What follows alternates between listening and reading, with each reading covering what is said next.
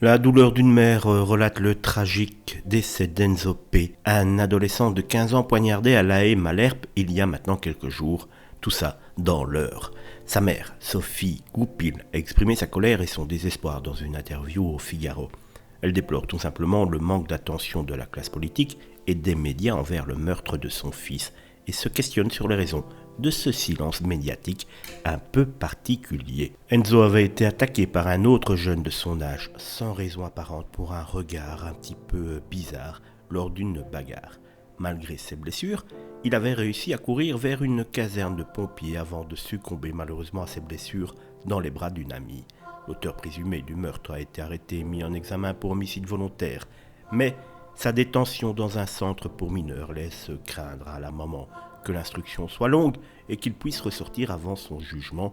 Il y a en effet de fortes chances que celui-ci passe à son jugement libre et qu'il ne reçoive pas grand-chose comme peine. On connaît malheureusement la justice.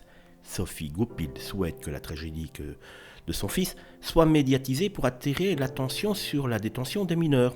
Elle a lancé une pétition en ligne pour demander une révision des lois à ce sujet qui a déjà récolté près de 27 000 signatures, mais sans médiatisation de la presse, il y a peu de chances que cette pétition explose les chiffres.